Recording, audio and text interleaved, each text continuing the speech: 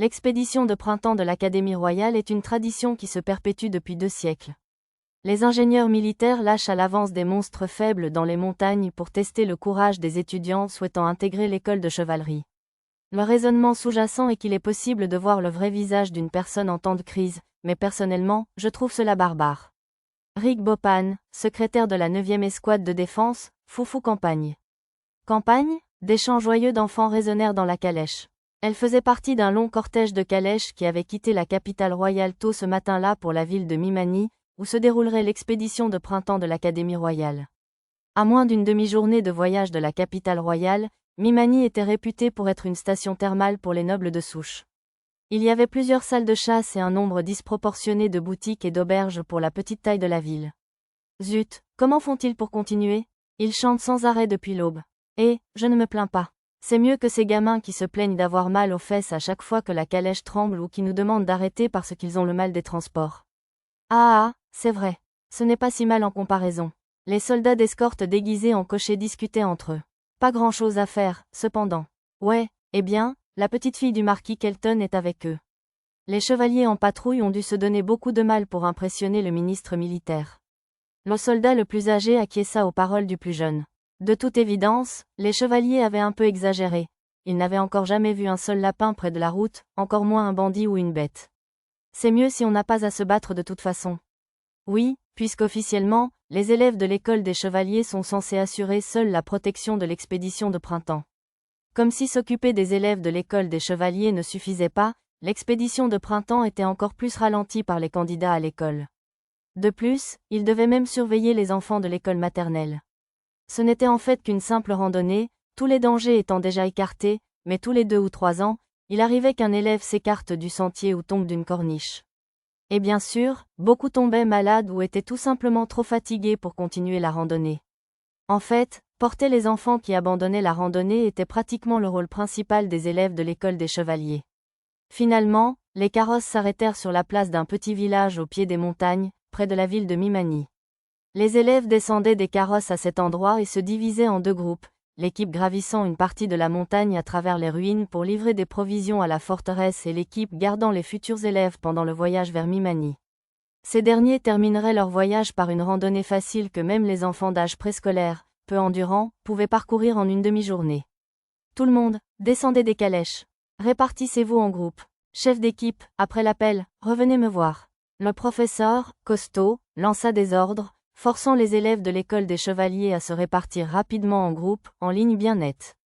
Les futurs élèves tentèrent eux aussi de se regrouper, mais ils étaient bien maladroits comparés aux élèves déjà formés à l'action collective.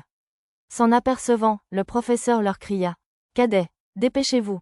Cherchez le drapeau de votre chef d'équipe et partez vite. » « Où est-ce qu'on se place, monsieur ? » « Je ne sais pas. » Les élèves d'âge préscolaire n'avaient reçu aucun ordre particulier, alors ils s'agitaient dans la zone où ils étaient descendus des calèches. Une fois leurs équipes en ordre, je crois qu'on se déplacera en groupe de calèches. Sina, vous êtes si intelligente, monsieur. Merci, ce fut Sina, la petite fille du marquis Kelton, dont les cheveux roux et raides étaient attachés en une queue de cheval élégante, qui répondit à la question de Tama. Son calme mature rendait difficile de croire qu'elle était plus jeune qu'eux.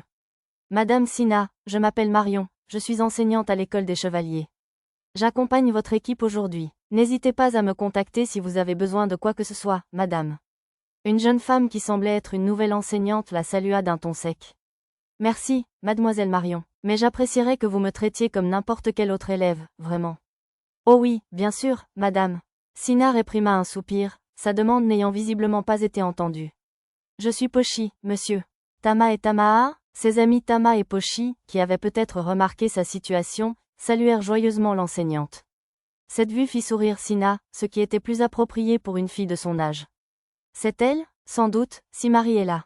Alors qu'un groupe de garçons ricanants, vêtus de l'armure des élèves de l'école de chevalerie, approchait, Sina remplaça son sourire naturel par un sourire de politesse artificielle. Rebonjour, dame Sina. Je suis Barry, 2e fils du baron Zorgon. Vous ne vous souvenez peut-être pas de moi, mais nous avons été présentés au banquet de réintégration de son Excellence Kelton. Aussi, je m'en souviens. Hormis son visage et son nom, Sina se souvenait seulement de son air vantard et de ses conversations affreusement ennuyeuses, mais elle garda son sourire figé, bouillonnant intérieurement. Descendante directe de la famille Kelton, qui dominait les factions militaires de la capitale royale, Sina avait reçu une éducation rigoureuse dès son plus jeune âge. Nous allons protéger votre équipe aujourd'hui, vous n'avez donc rien à craindre. Ah, c'est Sherine, monsieur. Interrompit Pochi, Barry, le garçon au sourire narquois. Super armure? Bonjour, Pochi et Tama. Je ne savais pas que vous veniez en voyage. Oui, oh oui, on partagera nos collations avec vous plus tard, monsieur. La fille de monsieur Gwen, ancienne épéiste des Shiga 8, connaissait Pochi et Tama par Lulu, qui lui enseignait à développer son endurance. Cadet, qui t'a donné la permission de bavarder? Prépare les bagages pour le départ. Oh oui, chef d'équipe. Lorsque Barry lui cria dessus, Sherine se précipita pour enregistrer les bagages. Les autres cadets le virent et la rejoignirent dans leur tentative maladroite de se conformer à ce procédé inhabituel. Franchement, les cadets de cette année sont une bande de vauriens. Vraiment, non, monsieur, Sherine travaille déjà hard. Tandis que Sina balayait son commentaire d'un revers de la main, Pochi et Tama protestèrent aussitôt. Tais-toi, plébéien. Pochi et Tama eurent les larmes aux yeux. Sir Zorgon, ces deux-là sont mes amis. Vraiment? Désolé, alors, vous pouvez m'appeler Barry. Tremblant devant la froide réprimande de Sina, Barry tenta de sauver la face. Et autre chose, Tama et Pochi sont tous deux chevaliers honoraires. Ce ne sont pas des plébéiens. Des nobles? C'est demi-humain? Le mot « demi-humain » en soi n'était pas discriminatoire au royaume de Shiga, mais Barry le chargea d'un ton moqueur. Ce sont des gens aux oreilles d'animaux. Et vous devriez leur présenter vos excuses. Des excuses? Moi? Vous avez qualifié deux chefs de famille nobles de « plébéiens ». C'est la simple politesse, n'est-ce pas? Barry parut d'abord perplexe, jusqu'à ce qu'il comprenne peu à peu, à l'explication de Sina, qu'il n'avait pas le choix. Désolé de vous avoir traité de plébéien, marmonna-t-il d'un ton amer, puis s'excusa auprès de Sina et retourna auprès du groupe des chefs d'équipe. En voyant Barry réprimander vertement les membres de l'équipe et les futurs élèves, la jeune Sina grimaça, se disant que les chefs d'équipe devraient peut-être être choisis en fonction de leur maturité et non pas seulement de leurs compétences à l'épée ou au sort. Foufou trip, fun trip. Marchant le long du sentier de montagne soigneusement entretenu, Pochi et Tama chantaient leur chanson d'excursion. Les élèves de l'école de chevaliers marchaient en formation serrée devant et derrière les élèves de maternelle. Les futurs élèves de l'école de chevaliers étaient positionnés à intervalles réguliers parmi eux. Les professeurs et les soldats d'escorte accompagnaient les élèves de maternelle. Vous débordez d'énergie, je vois. Pochi a toujours de l'énergie, monsieur. Tama aussi? Pour deux filles de plus de 50 ans, un niveau particulièrement élevé même dans tout le royaume de Shiga, marcher sur un sentier de montagne pavé n'était pas plus difficile qu'une promenade en ville. Sina avait un niveau relativement élevé pour son âge, mais toujours inférieur à 10. Il en était de même pour les élèves de l'académie de chevaliers qui étaient là pour la surveiller. Même Barry, le plus haut placé parmi eux, n'était que niveau 7.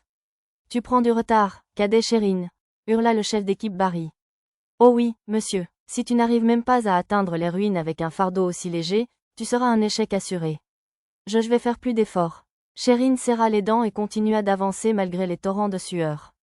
Malgré les leçons d'endurance données par Lulu et Nana, la jeune fille peinait encore à porter ses 5 kilos de bagages en plus de son armure de cuir, de son épée et de son bouclier en bois. On va t'aider. Prends une potion de récupération d'endurance, monsieur.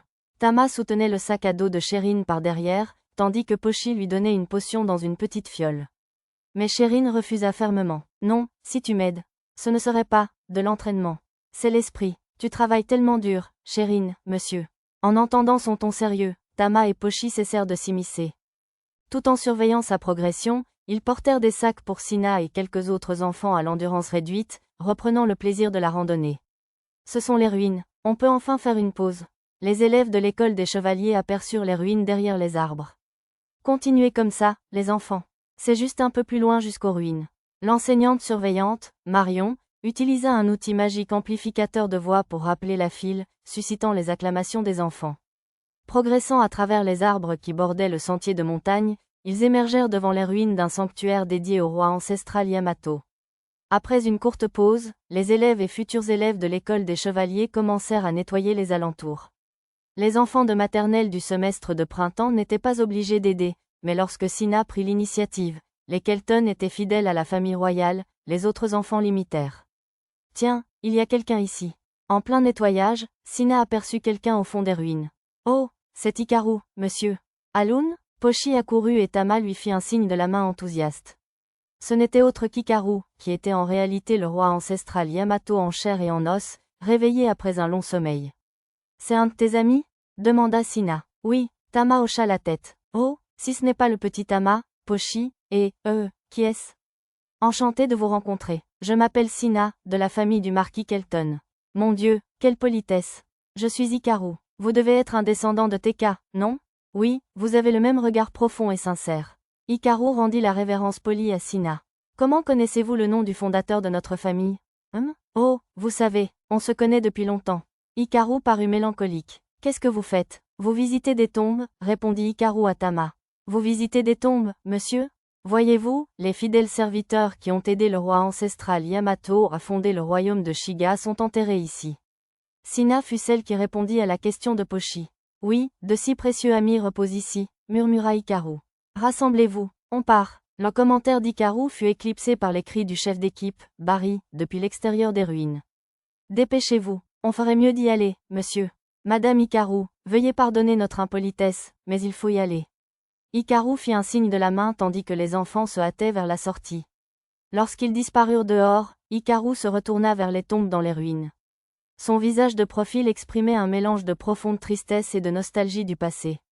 On est un peu en retard.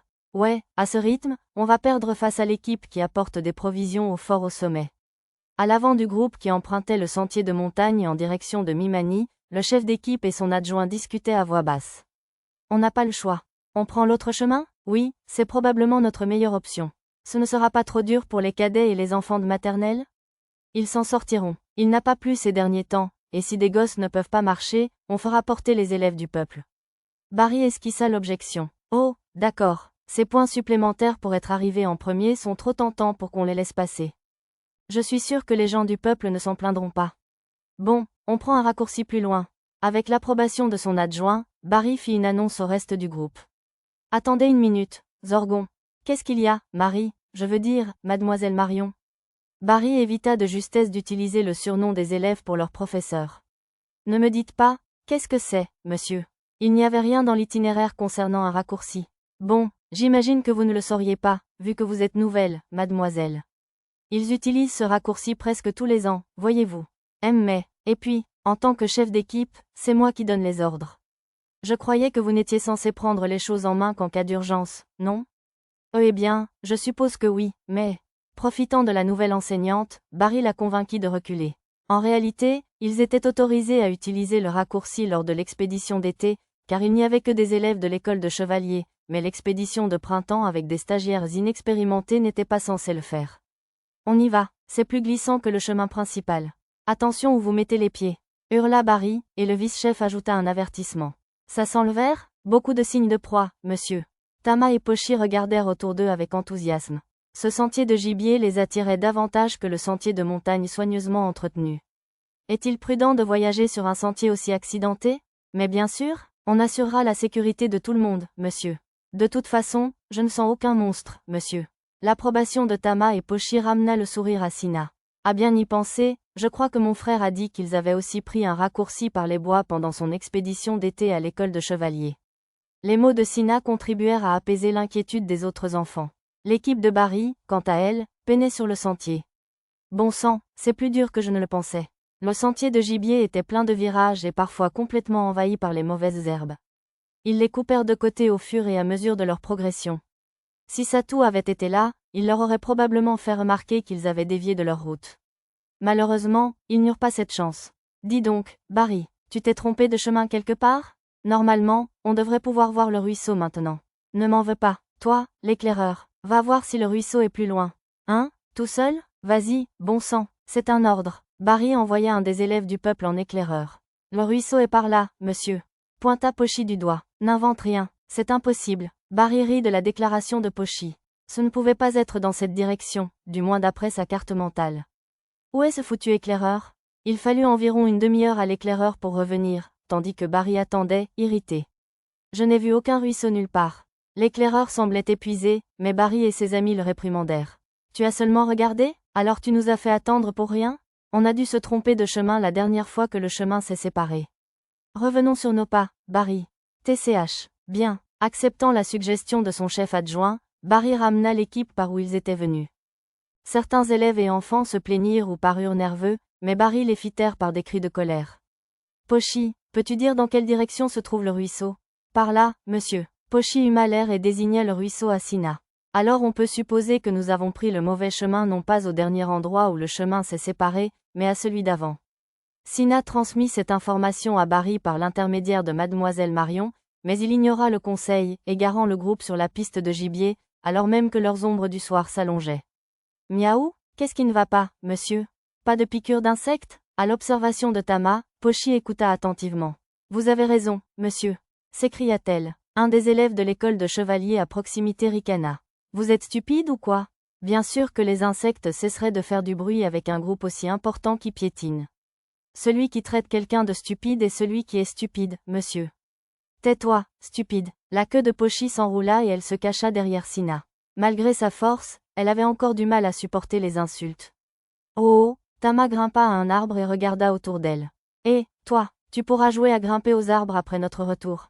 Le même élève qui avait insulté Pochi hurla sur Tama, mais elle ne lui prêta pas attention, préoccupée par un sentiment de danger imminent. Pochi, qu'est-ce qui lui prend? Elle guette les ennemis, monsieur. Comme Pochi l'expliquait à Sina, Tama redescendit adroitement de l'arbre. Je ne les vois pas, mais quelque chose vient de là-bas? Tama pointa du doigt la direction opposée à celle où le groupe se dirigeait. Qu'est-ce qui arrive exactement? Probablement des monstres, monsieur, répondit Pochi à Sina. Tous les insectes de la montagne ont peur, monsieur. Il doit y avoir plein de monstres qui arrivent, monsieur. Oh non, quand Pochi et Tama avaient dit qu'ils n'entendaient pas de bruit d'insectes, ils ne parlaient pas seulement des environs immédiats, mais de toute la montagne. Sina fit venir Tama et Pochi pour raconter directement la situation grave à Barry et aux autres. Vous pensez qu'il y a des monstres? Il regarda Sina d'un air dubitatif, puis soupira à ses amis avec une moquerie flagrante. Dame Sina, cette zone est parfaitement sûre. La vallée de l'autre côté du fort est peut-être dangereuse, mais il est pratiquement impossible pour des monstres de franchir le fort et les barrières pour venir jusqu'ici. Mais, de plus, même si des monstres apparaissaient, vous avez une douzaine de futurs chevaliers à vos côtés. Je vous promets de vous protéger au péril de ma vie, Dame Sina. Barry prit l'air suffisant d'un chevalier en armure rutilante. Des monstres. Il y a un monstre ici. Il est seul. Un cri retentit à l'arrière du groupe. Allons-y. Tu peux le faire, Barry. Barry dégaina son épée et courut vers le monstre avec ses amis. Tama et Pochi les accompagnèrent. Alors, l'épreuve de cette année, c'est une petite menthe religieuse. Tu parles de menu fretin. Un monstre ressemblant à une menthe religieuse, de la taille d'un bambin, surgit de derrière les arbres. Barry sembla croire qu'il s'agissait d'un monstre envoyé par les ingénieurs militaires pour un test, à la demande de l'académie. On va t'aider? Pochi va t'aider aussi, monsieur. Dégage. Tu n'as pas besoin d'aide, monsieur? Si on avait besoin de l'aide de ces gosses comme toi, on ne pourrait jamais se faire appeler chevalier. Ouais, si ce jour arrive, on deviendra tes serviteurs, tes acolytes, ou ce que tu veux. Sans blague, Barry et ses amis raillèrent Pochi. Courant derrière eux, Sina fronça les sourcils, indignée par leur grossièreté. Cadet, fais sortir ces gosses d'ici. Oh oui, monsieur. Recroquevillant sous le cri de Barry, Sherine entraîna Tama et Pochi loin du front. Ils vont bien. Tama se retourna, inquiet. Barry et son groupe n'avaient pas encore réussi à toucher la petite menthe solitaire. Les élèves de l'école des chevaliers et nous, les cadets, avons la même mission, vous ramener sains et saufs en ville. S'ils laissaient un élève de maternelle se battre ou se blesser, expliqua Sherine aux deux élèves, ils échoueraient tous à leur mission. Faille. Oui, je ne pourrai pas intégrer l'école des chevaliers. C'est pas bien, monsieur. Pochi vous encouragera par derrière, monsieur. Tama aussi? Serrant les poings, ils restèrent là à regarder les élèves de l'école des chevaliers se battre et finalement vaincre la petite menthe. Cette chose était coriace. J'ai cru qu'elle allait me voler mon épée avec ses faux. Les élèves s'essuyèrent le front en se tenant au-dessus du cadavre du monstre. Il y avait vraiment un monstre, alors. Bien sûr, Tama fit un signe de tête à Sina. Mais il y en a encore plein d'autres qui arrivent, monsieur. Vraiment? Cette réaction alarmée ne venait pas de Sina, mais de Mademoiselle Marion, qui avait observé le combat des élèves. Pochi ne mentirait pas, monsieur. De quelle direction? Par là? Tama et Pochi désignèrent la direction d'où venait la petite menthe. Il faut qu'on bouge, tout le monde. Les élèves de maternelle, posez vos sacs et filez. Mademoiselle Marion, que se passe-t-il? Zorgon, prends l'avant. Fais route vers la clairière plus loin. Pépé. Barry semblait déstabilisé par l'intensité soudaine du professeur. Tu veux te faire attaquer par une nuée de petites menthes en pleine forêt? Peut-il pas y avoir des saints ici? Les chevaliers ont. Des petites menthes arrivent. Une bande. Alors que Barry protestait que c'était impossible, il fut interrompu par la voix d'un éclaireur qui avait couru devant lui. En route, Barry. D'accord. Lorsque le professeur appela Barry par son prénom, il se mit automatiquement à courir, et les autres élèves et enfants en firent autant. C'est dangereux d'y aller seul, monsieur. On vous aide? Ne vous inquiétez pas pour moi, les filles. Dame Sina, emmenez ces deux-là avec vous. Je ne peux pas utiliser mon bâton devant s'ils sont à portée. Tandis que mademoiselle Marion criait désespérément, Sina prit Pochi et Tama par la main et les emmena. Elles se mirent à courir à son rythme, et mademoiselle Marion les suivit, utilisant son bâton devant pour disperser les petites mantes. Bientôt, elles traversèrent la forêt et atteignirent la clairière à flanc de montagne où les élèves s'étaient rassemblés. Mademoiselle Marion regarda autour d'elle. Là-haut, ce sera en sécurité sur ce rocher, monsieur. Tama et Pochi désignèrent du doigt une sorte de grand monument de pierre au centre de la clairière. D'étroites marches montaient jusqu'au sommet, peut-être pour servir de plateforme d'observation. Amenez les enfants en haut du rocher. Cadets, gardez les escaliers. Si vous savez utiliser la magie de la terre, construisez des murs autour. Les enfants escaladèrent les marches, effrayés, sur l'ordre de Marion. Certains restèrent figés de peur en chemin, ce qui ralentit l'évacuation. Chef d'équipe, lancez la fusée de signalisation. Mais ça nous enlève une tonne de points. Tu préfères que ton bulletin soit affiché sur ta pierre tombale? Il y avait au moins 10 petites mantes religieuses là-bas. L'essaim entier est probablement bien plus gros. Mademoiselle Marion réprimanda Barry pour être encore obsédé par ses notes dans une telle situation. Elles sont là? Il y en a plein, monsieur. Les petites mantes religieuses émergèrent des arbres, près d'une trentaine. Ah ouah, maman, j'ai la gueule de bois. Au sommet du rocher, les enfants d'âge préscolaire se mirent à crier et à sangloter. La situation se répandit parmi les cadets et même parmi les élèves de l'école des chevaliers. Tout va bien? S'il vous plaît, ne pleurez pas, messieurs. Tama et Pochi tentèrent de réconforter les enfants, mais en vain. Même la courageuse Sina était trop absorbée par son sang-froid pour se soucier de calmer les autres. Ressaisissez-vous, vous êtes censés être des chevaliers en formation. Alors même qu'elle grondait les élèves, mademoiselle Marion tremblait. Car l'essaim de petites mantes surgissant des bois continuait de grossir. Nous allons former un triple cercle pour protéger l'escalier. Les élèves de l'école des chevaliers sont à l'extérieur, les cadets sont à l'intérieur. Les élèves se déplacèrent selon les ordres de mademoiselle Marion.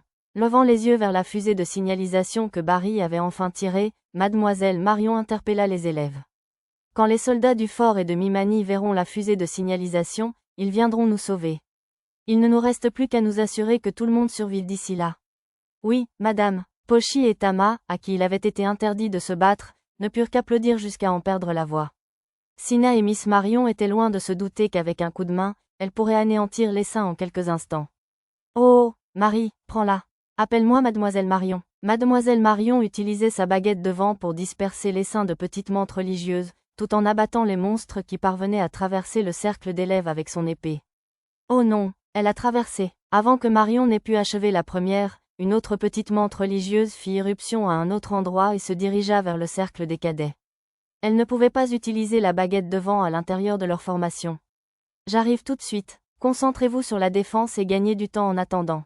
Pâles, les futurs élèves s'attaquèrent à la petite mante religieuse. Ceux qui frappaient sauvagement et manquaient leur cible ou reculaient de peur étaient quand même mieux lotis que ceux qui tremblaient sur place.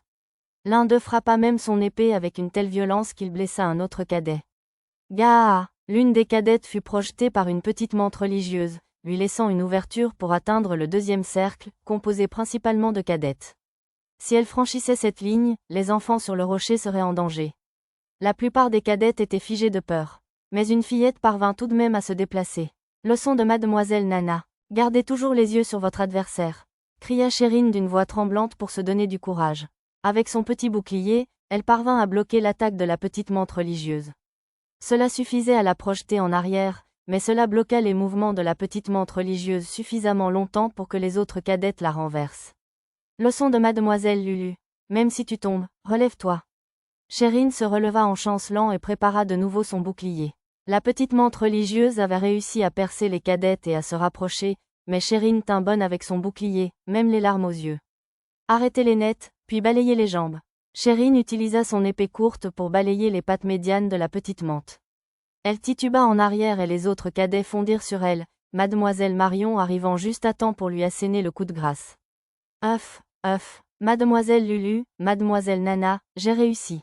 Chérine s'effondra au sol, la peur et l'épuisement la rattrapant enfin, mais son visage baigné de larmes exprimait une grande fierté. Très bien, c'était vraiment génial, monsieur. Tama et Pochi félicitèrent Chérine du haut du rocher. Grâce au travail acharné des enfants, les petites mantes commencèrent bientôt à reculer. On dirait qu'elles s'enfuient, effrayées. Youpi, on a gagné, crièrent Barry et ses amis triomphants. Mademoiselle Marion, qui avait probablement travaillé le plus dur, s'effondra sur le dos, épuisée et soulagée. Oui ou, l'infirmière Pochi est là, monsieur. Portant des brassards d'ambulanciers, Tama et Pochi se précipitèrent auprès des élèves et cadets blessés, distribuant des potions de récupération d'endurance et des bonbons salés pour restaurer les calories et les électrolytes, appliquant des bandages, etc. Ces bandages étaient imbibés de potions magiques diluées pour stopper efficacement les saignements et désinfecter les plaies. Satou leur avait donné ces potions, des versions diluées de sa propre préparation, à distribuer en cas d'urgence. Une fois les premiers soins prodigués, Tama et Pochi retournèrent au sommet du rocher. Zut, ils courent comme des fous. On ne les voit même plus.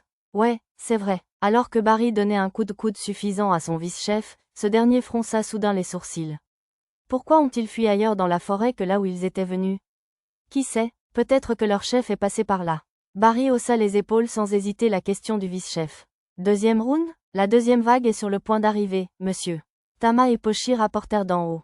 Deuxièmement, Mademoiselle Marion leva les yeux pour voir où Tama et Pochi pointaient du doigt, se tournant vers la direction où l'essaim était apparu. Des mantes soldats.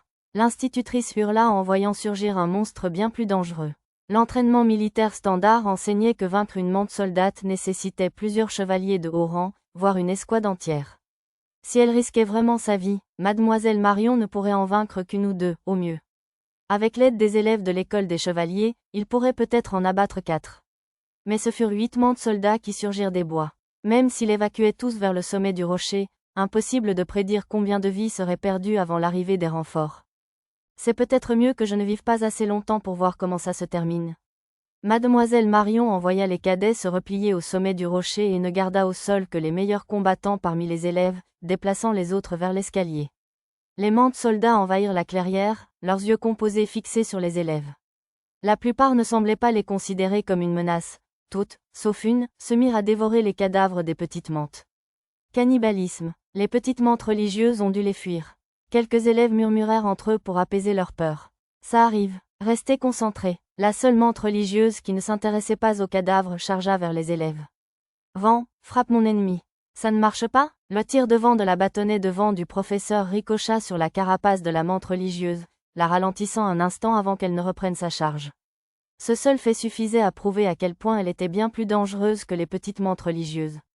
Bon sang, Mademoiselle Marion frappa la mante religieuse de son épée pour la repousser, mais elle lança sans crainte sa faux avant sur elle.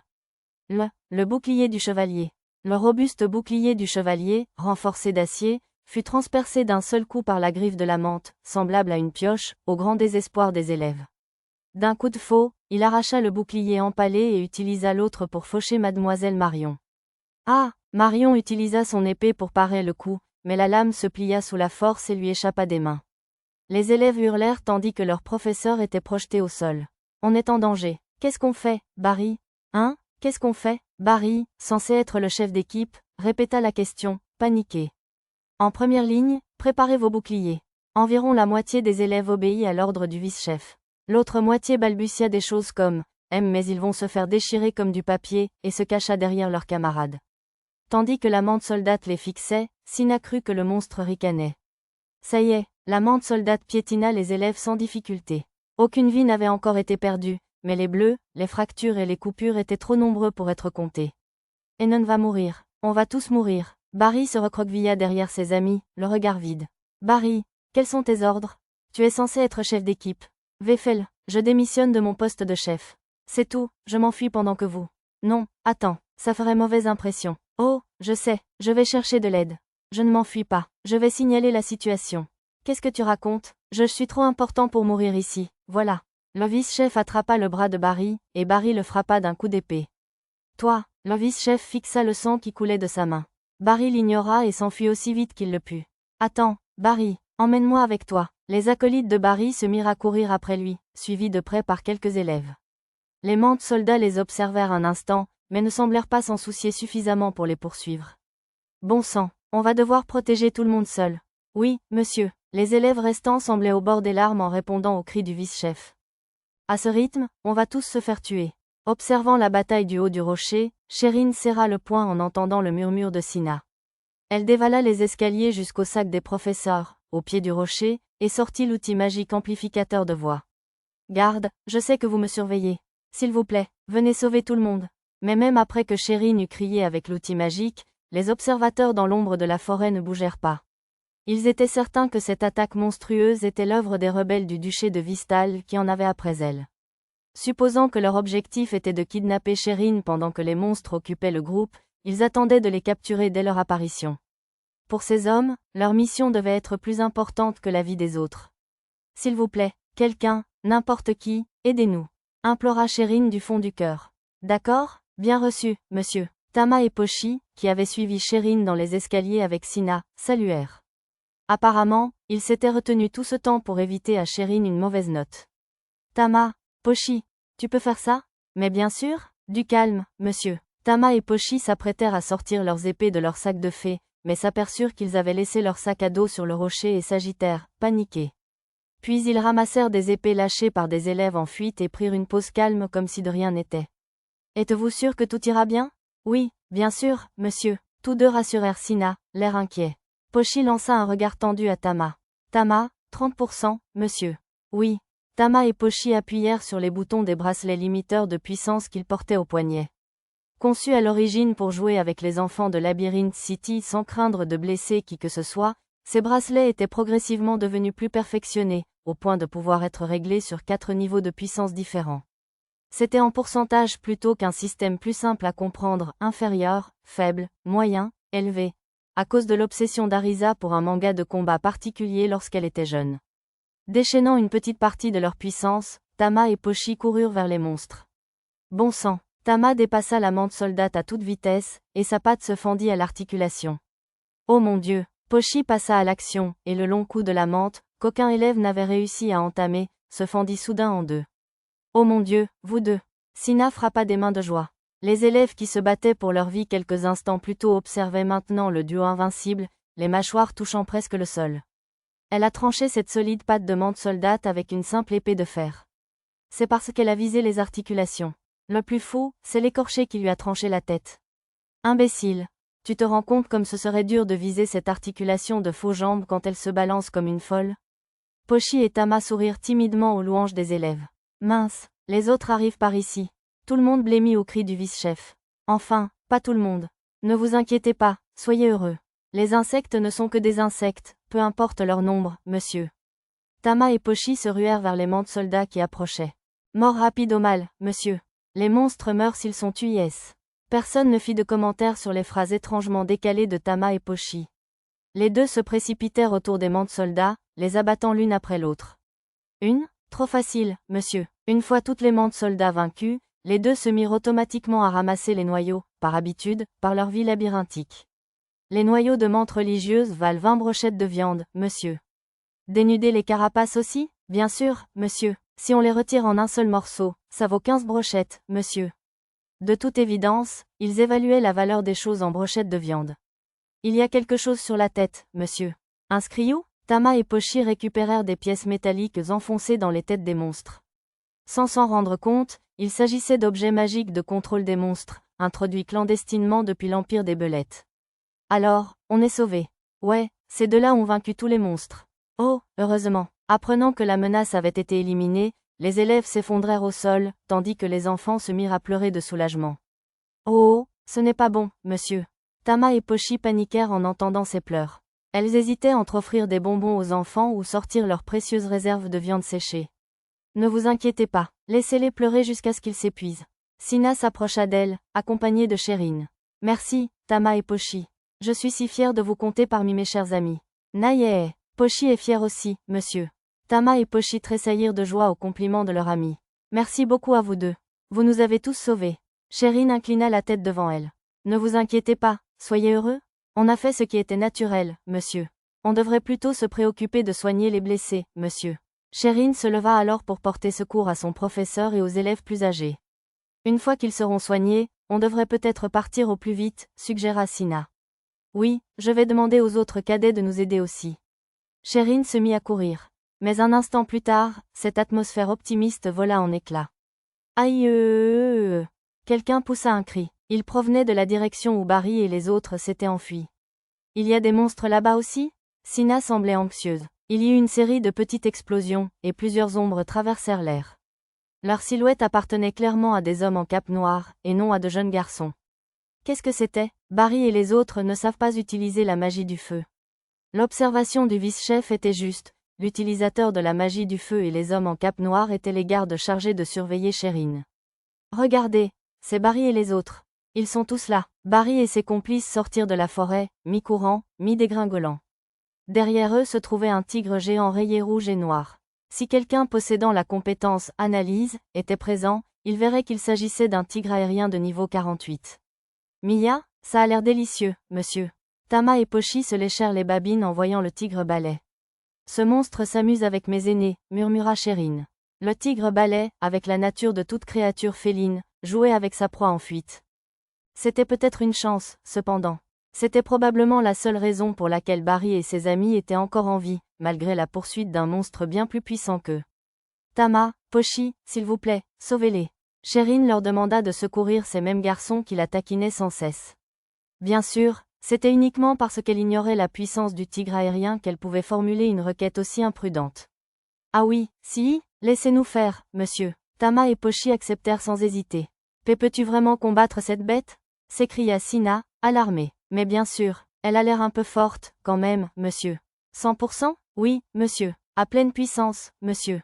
Ah oui, ils éteignirent leurs bracelets limiteurs de puissance et foncèrent vers le monstre, soulevant de la poussière sur leur passage. Ah, le tigre de l'air a rattrapé l'un des garçons et l'a frappé d'une énorme patte avant, l'envoyant valser à côté de Barry. Distrait, Barry a trébuché et est tombé. Tama, occupe-toi de celui-là, monsieur. Ouais. Tama a attrapé le garçon projeté dans les airs et l'a aspergé d'une potion magique. Non. No. La patte avant du tigre de l'air s'est abattue sur le visage de Barry. Incapable de ramper ou de fuir, Barry a instinctivement fermé les yeux, se figeant sur place, se préparant au pire. Mais le coup fatal n'est jamais venu. Quoi? Barry a ouvert les yeux et est resté bouche bée, incrédule. Impossible, le garçon n'en croyait pas ses yeux. Debout au-dessus de lui, arrêtant les griffes du tigre de l'air qui brisait la forteresse, se tenait une fille aux oreilles de chien encore plus petite que lui. À la rescousse. Une force l'a attrapé par derrière et l'a jeté en sécurité. Barry leva les yeux pour se plaindre des mauvais traitements, mais découvrit qu'il avait été sauvé par une fille aux oreilles de chat. Vous deux, c'est au tour de Pochi et Tama, maintenant, monsieur. Oui, parlèrent Pochi et Tama sans même regarder par-dessus leur épaule. Aux yeux de Barry et des autres garçons, leur petit dos était plus imposant que nature. TYGGGGGEZR. Avec un rugissement, le tigre aérien déchaîna une tempête d'attaques. Salut, monsieur. Miaou, Mia, Nyo. Le duo para les attaques encore plus vite que le tigre ne pouvait se déplacer, mais les épées de fer cassantes et leur petite taille ne résistaient pas. Tama et Pochi furent projetés en arrière et atterrirent sur leurs pieds près de Barry et des autres. Fuir? Elle a raison, monsieur. Laissez-nous faire et échappez-vous, monsieur. Sans leur équipement habituel, même ces explorateurs en mithril auraient eu du mal à combattre un adversaire presque égal tout en protégeant ceux qui les suivaient. Mais, il faut. Les bégaiements hésitants des garçons furent couverts par le choc du métal contre le métal. L'épée de fer de Pochi se brisa, l'un des éclats laissant une petite égratignure sur son front. Dépêchez-vous, monsieur, vite, pendant qu'on la tient ici. Bon sang, d'accord, filons d'ici. Utilisez ça. Voyant l'expression sombre de Pochi, Barry cria à ses compagnons. Puis il lança son épée courte à Pochi avant de les entraîner à fuir à toute vitesse. Oups, monsieur. Pochi attrapa l'épée courte et la tira de son fourreau. Elle était en alliage de mithril. TYGGGGGEZR. Tama, qui occupait le tigre aérien, atterrit devant Pochi. Snip snap, le tigre avait également brisé l'épée de fer de Tama. Laissez Pochi s'en occuper, monsieur. L'épée courte de Pochi brillait d'une lumière rouge. Pas question. Un enfant comme ça, c'est vrai? Les élèves de l'école de chevalerie qui assistaient au combat s'exclamèrent sous le choc. C'est la lame magique, monsieur. L'épée courte de Pochi était enveloppée d'une magie rouge. C'était une technique secrète connue de très peu de gens, et réputée réservée aux meilleurs guerriers du royaume de Shiga. Tama aussi, une lame rouge jaillit du bout brisé de son épée de fer. Elle profita de la capacité du fer à repousser la magie et créa une lame magique, là où il n'y avait pas de métal. Tama est si doué, monsieur. Naïe, encore un. Ramassant l'épée brisée que Tama avait jetée, Pochi créa une seconde épée, lame magique. TYGGGGEZR. Méfiant face aux épées des deux hommes, le tigre aérien hurla et s'envola dans le ciel. Revenez ici. Lame magique, allez, monsieur. Des rayons rouges de leurs lames fusèrent vers le tigre, tir de lame magique. Hein? Qu'est-ce que la lame magique a volé? C'est un sort? Les élèves de l'école de chevaliers ne semblaient pas familiers avec le tir de lame magique. Il les a bloqués, monsieur. Barrière anti-vent? Le tigre aérien s'éleva, alarmé par la rupture de sa barrière anti-vent. TYGGGGEZR. Des lames de vent jaillirent du tigre aérien. Swoosh swash swish. Oh, monsieur. Tama esquiva les lames de vent d'un cheveu avec une élégance acrobatique, tandis que Pochi s'écartait d'un bond avec des mouvements exagérés et comiques. Frustré de voir ses attaques toutes esquivées, le tigre aérien se drapa d'éclairs violets. Tama, ça crépite, monsieur. Ouais, TYGGGGEZR. Table retournée? Pochi utilisa l'un des murs de magie de la terre éparpillés au sol pour bloquer l'attaque éclair. Ouais, monsieur. Crac crac, les répliques de l'attaque atteignirent le duo sous une forme proche de l'électricité statique, les faisant tous deux se tortiller de peur. Contre-attaque, monsieur. Ah bon, monsieur? Bondissant de derrière leur couverture, ils coururent au sol en tirant des tirs de lame magique. Le tigre aérien fendit les airs d'un coup de pied pour esquiver les orbes rouges. Salut, monsieur. Au cri de Pochi, le tir rouge changea de direction et toucha le tigre aérien au flanc. Attaque fusion, monsieur. D'accord? Pochi et Tama firent un double saut, où Pochi utilisa Tama comme rampe de lancement pour foncer droit sur le tigre aérien. TYGGGGEZR. Le monstre s'enfuit encore plus haut dans le ciel. Pas si vite, monsieur. Grâce à sa compétence, marche aérienne, Pochi courut dans les airs. Contrairement à la course aérienne, qui permettait de se déplacer librement, la marche aérienne de Pochi ne permettait de créer que des plateformes pour 5 ou 6 pas. Mais heureusement, je t'ai eu, monsieur. Pochi réussit à attraper le tigre aérien par la queue. TYGGGGEZR. Le monstre se débattit, mais Pochi garda une prise tenace sur sa queue, se hissant sur son dos. Vous ne vous en sortirez pas, monsieur. L'épée courte de Pochi brillait d'une lumière rouge éclatante. TYGGGGGWGYK. Sentant le danger, le tigre aérien tenta de se couvrir d'éclairs, mais il fut stoppé net par une explosion de magie rouge venue du sol qui le frappa en plein front. Belle aide, monsieur. Pochi jeta un coup d'œil au sol, où Tama leva le pouce. C'est l'heure de mon attaque spéciale, frappe défaite.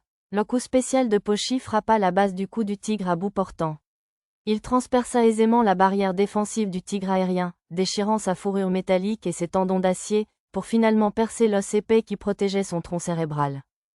Trop superficiel, monsieur. Pochi comprit à la sensation de sa poignée que ce n'était pas suffisant.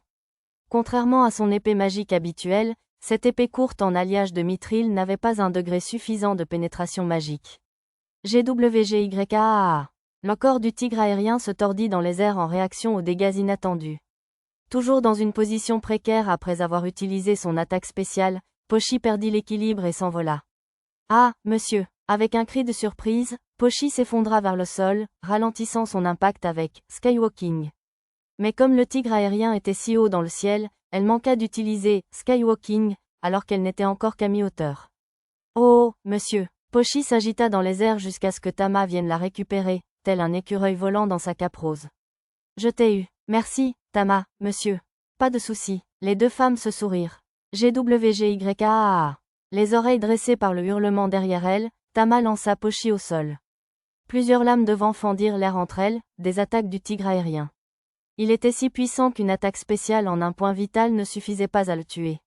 C'était juste, monsieur. Pochi atterrit au sol, et un sac tomba à côté d'elle. C'est le sac de fée de Pochi, monsieur. Tama avait dû récupérer les sacs de fée au sommet du rocher pendant que Pochi escaladait le dos du tigre aérien en plein vol. Jutsu de la feuille tombante. Toujours planant dans les airs, Tama imita une technique de combat aérien pour zigzaguer sur le dos du tigre aérien. Tandis que le tigre aérien se débattait, Tama utilisa ses mouvements de ninja pour se coller à sa fourrure. Soudain, le tigre changea de direction et s'écrasa au sol, la tête la première. Jutsu du tigre. Debout sur le monstre qui se contractait dans un cratère qu'il avait lui-même creusé, Tama joignit les mains en posture de ninja. C'était une technique similaire au lâcher de naga, qu'elle avait utilisé pour abattre un naga ancien volant dans ce qui était maintenant le comté de Muno. On vous tient maintenant que vous êtes cloué au sol, monsieur. Pochi sortit sa précieuse épée de son sac fée. Clin d'œil, dégainez vite, frappe vainqueuse. Accélérant vers le monstre tigre, Pochi dégaina son épée et lança une seconde attaque spéciale. Une ligne rouge se gratta profondément dans le cou du tigre aérien. Clin d'œil, Crovorpal. De l'autre côté, Tama utilisa ses 2 épées magiques pour trancher le cou du monstre. GWGYAA. Le tigre aérien bondit dans le ciel, malgré sa tête penchée sur son cou blessé. Ses yeux étaient fixés non pas sur ses attaquants, Tama et Pochi, mais sur les enfants qui observaient le combat du haut du rocher. Onuon. Intercepté, monsieur. Tama et Pochi tirèrent des tirs de lame magique, mais le tigre aérien les ignora et chargea vers le rocher. Ils se précipitèrent pour le poursuivre, mais ils n'arriveraient pas à temps. Blink, fonce, monsieur. Accélérant, Tama et Pochi se rapprochèrent peu à peu du tigre. Miaou, on est en danger, monsieur. Plusieurs lames de vent apparurent autour du monstre qui fonçait dans les airs. S'ils les utilisaient, les enfants seraient blessés, voire pire. Tama et Pochi avaient beau tirer des tirs de lame magique pour intercepter les lames de vent, ils ne parvenaient pas à viser correctement à pleine vitesse. Ils n'avaient détruit que la moitié des lames de vent avant que le tigre aérien ne se cabre pour tirer. Tama et Pochi les observaient, désespérés. Lance divine. Astérisque, une voix froide résonna dans l'air, accompagnée d'un rayon de lumière fulgurant qui fit jaillir des étincelles en traversant le ciel à toute vitesse. Un second rayon le rejoignit pour disperser les pales du vent, puis tous deux transpercèrent le tigre aérien. Ce n'est qu'à l'arrêt que les rayons se transformèrent en lances transparentes de la taille d'un poteau téléphonique. La lumière quitta les yeux du tigre aérien, et son cadavre s'écrasa au sol. On est sauvé? Quelqu'un s'approcha, sautant de cime en cime. Désolé pour le retard. Hikaru? C'était Hikaru, qui avait vu le signal jaillir des ruines et était venu à l'aide. Bosova? J'avais peur qu'on n'arrive pas à temps, monsieur. L'un de vous est blessé? Hikaru regarda les 2 jeunes gens. On va bien? Ce n'était pas grave, monsieur. Tama et Pochi avalèrent chacune une petite potion magique et prirent une pose triomphante. Vous avez affronté un tigre de cette taille. Vous êtes impressionnant pour votre petite taille. Les 2 jeunes femmes rigolèrent timidement au compliment d'Hikaru. L'en cassé? Vous avez raison, monsieur. Il faut vite le vider, sinon ce sera moins bon, monsieur. Si vous le ramenez chez vous, voulez-vous que je le garde dans mon inventaire? Yae, oui, s'il vous plaît, monsieur. Normalement, il ne rentrerait pas dans l'ouverture, mais avec un peu d'imagination. Tada! Hikaru poussa le tigre de cette taille dans le rectangle noir de son inventaire, puis joua avec quelque chose jusqu'à ce que le rectangle s'agrandisse pour accueillir l'énorme silhouette du tigre, le fourrant à l'intérieur. Pochi, Tama, alors qu'elle retournait avec Hikaru, Sina fut la première à accourir vers elle. Vous allez bien? Elle caressa frénétiquement les corps de Tama et Pochi. FWAHAA. Ça chatouille, monsieur. Tama et Pochi vont bien, monsieur. Plutôt que d'inquiéter leur cher ami en lui disant qu'ils avaient guéri grâce à des potions magiques, ils sourirent simplement et dirent qu'ils allaient bien. Peu après, Sherine, Barry et quelques autres arrivèrent. Merci, Pochi et Tama. Les larmes aux yeux de Sherine. Un jour, je serai aussi forte que vous deux et je protégerai tout le monde. Tu y vas, ma belle? Je suis sûre qu'une travailleuse comme toi peut y arriver, Sherine, monsieur. Tama et Pochi applaudirent la détermination de Sherine. Nous. Barry et ses amis s'approchèrent en traînant les pieds. Nous sommes désolés. Veuillez nous pardonner. Tous les 3 se mirent à genoux, la tête baissée, s'excusant. New. Monsieur. Peu habitué à un tel traitement, le duo ne savait comment réagir. Ils lancèrent un regard suppliant à leur amie Sina, comme si elle trouverait sûrement une solution astucieuse. Sina sourit, puis prit une expression solennelle et hocha la tête comme une vraie noble. À bien y penser, vous avez bien dit que si ces 2-là devaient vous aider, vous deviendriez leurs serviteurs ou leurs acolytes, ou ce que vous voudrez, n'est-ce pas? Eh bien, on l'a dit, mais, eh bien, ils vous ont sauvé la vie. Que pensez-vous que vous devriez faire maintenant, hein? Tandis que Barry et ses amis cherchaient des excuses, Sina leur lança un ultimatum avec un sourire radieux. Les chevaliers ne reviennent pas sur parole. D'accord, on sera vos acolytes stupides. D'accord, stupide, répéta Sina d'un ton entendu, les incitant à se reprendre. Laissez-nous être vos acolytes, mademoiselle Pochi, mademoiselle Tama. Sina ayant arraché le reste de leur fierté, Barry et les autres inclinèrent la tête. Acolytes, Tama et Pochi lancèrent à Sina un regard perplexe. C'est un croisement entre une apprentie et une amie, expliqua-t-elle. On a d'abord eu une meilleure amie, et maintenant on a même des acolytes, monsieur. Pochi sauta de joie. Plein d'amis. On continue jusqu'à en avoir une centaine, monsieur. Ah oui, monsieur? Tama et Pochi se serrèrent la main, et Sina ajouta la sienne. Il ne reste plus beaucoup de temps au semestre de printemps, mais profitons-en au maximum, d'accord? Mais bien sûr, vous l'avez dit, monsieur. Les 3 meilleurs amis échangèrent un sourire, réaffirmant leur amitié. Debout à proximité, Barry et ses amis, non, les hommes de main, regardaient avec des expressions difficiles à décrire.